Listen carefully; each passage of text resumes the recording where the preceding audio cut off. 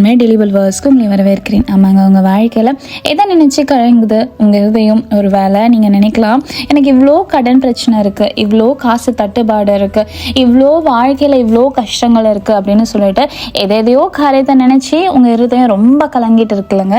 ஆண்டவர் உங்களை பார்த்து சொல்கிற காரியம் என்ன தெரியுமாங்க? யோவான் 14:1 உங்கள் இருதயம் கலங்காதிருப்பதாக.